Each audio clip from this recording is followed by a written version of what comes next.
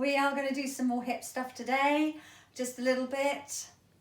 Two options with this you can do is you can do the round that I'm going to show you and do holds for up to a minute, or you can do up to 3 rounds and do shorter holds, so say 30 seconds for each hold instead. Does that kind of make sense?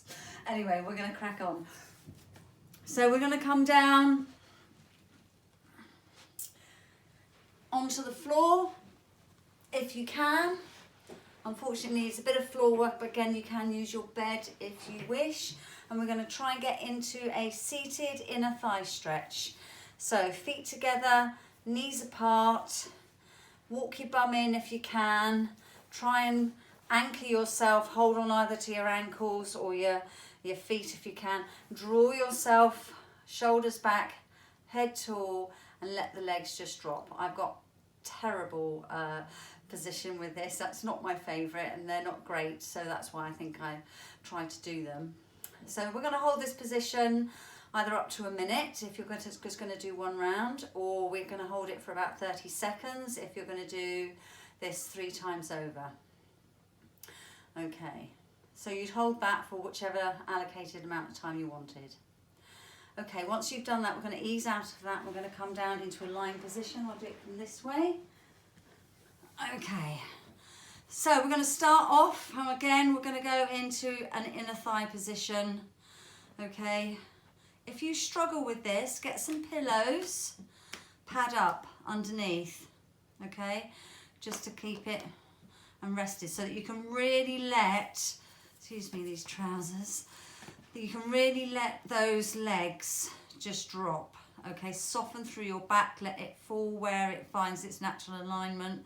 If you want, you can put your arms up as well, out to the sides or just down. So again, really soften and allow the pelvis just to tilt and find its spot. Again, 30 seconds if you're going to do 3 rounds, or up to a minute if you're just doing the 1 round.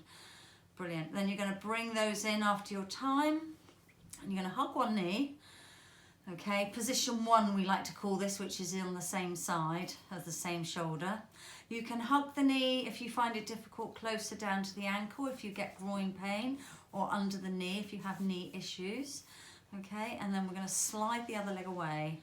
Just going to kick the heel away gently and draw the toes back on that straight leg momentarily. Soften and let it go. So hold it for whichever time you've chosen to do. Then you're going to slide the leg back up after the allocated time. Walk the foot out. Keep this leg in the same position. Okay, make sure the head is nicely aligned with the rest of the spine, which you should have done at the beginning when you laid down. Let that leg slide out. Kick the heel away momentarily, draw the toes back, soften off, now let it go. Now this is my bad hip, and it doesn't particularly like that. That's quite tough for me. So I'm going to just bring that leg in a bit. So I'm going to slide the leg back up again, walk it in a little bit and slide out. So I want to feel a little bit of a stretch through here somewhere. Some people, it will vary for where they're getting it, but predominantly down through at the top here, or maybe even a little bit on the inside.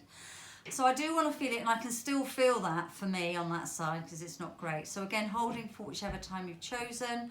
Once you've done, slide that leg. Oh no, we're not going to take from that position, sorry. I'm going to take this knee and we're going to take it out. Okay, trying to keep it up towards you still, so keeping the knee slightly in this direction, in an upward direction, but just dropping it out. You can take the other hand and just support with the ankle, or you can just support with 2 hands. Make sure the foot is nice and floppy, and again holding for whichever time you fancy that you've chosen. You're then going to bring that knee in first, slide this leg back up first, then after back into center and rest. Okay, so before we do the other side, I just want you to gently squash your back through the floor. Okay, 3-4 times. If you want, you can do a knee hug if you prefer. All right, but just squashing that back in. And then when you're ready, same on the other side. So I'll just go through the action, I won't hold. So it will be, this is the first action, heel away, toes back, soften. Then you're going to slide it back up, walk it out, slide it away. That's the second action. Again, if you need to adjust, it's up first, walk in, slide away a little bit, okay, on the walk in. And then the third action is the dropping the knee out, the hugged knee out to the side. Okay, and then reversing the process to come back in. Okay. And again, squashing that back through the floor. Okay. Good. Whilst you're here, what you can do just to add on to the end of that little routine is you can just bring yourself up into a bridge and roll yourself back down again. And you can do that up to 10 times if you wish, but certainly make sure you do at least 3 of them. Okay, so I'm going to do the one more with you, or for you.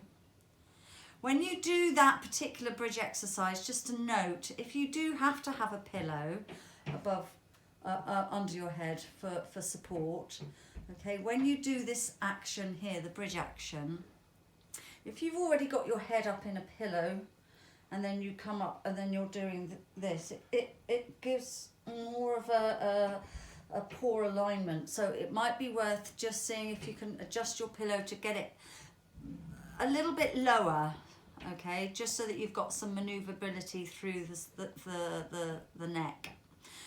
So it's just something to consider, okay? So that was today's workout.